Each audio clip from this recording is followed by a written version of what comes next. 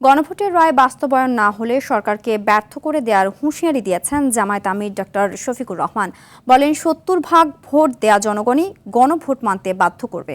বরিশালে ১১ দলের সমাবেশে সব কথা বলেন তিনি। এ সময় জুলাই সনদ বাস্তবায়ন না করলে গণ অভ্যুত্থানের হুঁশিয়ারি দেন এনসিপি আহ্বায়ক নাহিদ ইসলাম।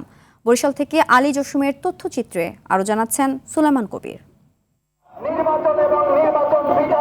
গণভোটের রায় বাস্তবায়ন, জনদুর্ভোগ লাঘব, দ্রব্যমূল্য নিয়ন্ত্রণ সহ বিভিন্ন দাবিতে বরিশাল নগরীর হেমায়েতুদ্দিন ঈদগাহ ময়দানে বিভাগীয় সমাবেশের আয়োজন করে ১১ দলীয় ঐক্যজোট। সমাবেশে প্রধান অতিথির বক্তব্যে জামায়াতে ইসলামীর আমির ও সংসদের বিরোধী দলীয় নেতা ডাক্তার শফিকুর রহমান অভিযোগ করেন, একই দিনে হওয়া নির্বাচনে সরকার গঠন করলেও গণভোটের রায় মানছে না বিএনপি। গণভোট না থাকলে এ সরকারও গ্রহণযোগ্য হবে না বলে মন্তব্য তার।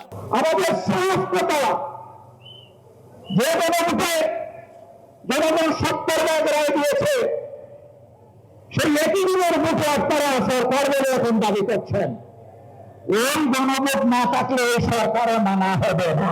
জামায়াত আমির আরো বলেন, বিরোধী দল মিলেমিশে কাজ করতে চাইলেও তাদেরকে রাজপথের দিকে ঠেলে দিচ্ছে সরকার।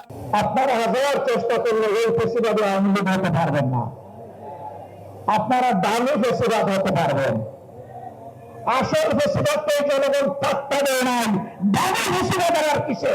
এ সময় গণভোটের রায়ের আলোকে সরকার জুলাই সনদ বাস্তবায়ন না করলে রাজপথে নামার হুঁশিয়ারি দেন বিরোধী দলীয় চিফ হুইপ ও এনসিপি আহ্বায়ক নাহিদ ইসলাম। সরকার যদি গণভোটের রায়ের আলোকে জুলাই সনদ বাস্তবায়ন না করে, তাহলে গণ আন্দোলন এবং গণ অভ্যুত্থান পর্যন্ত যেতে আমরা বাধ্য হব।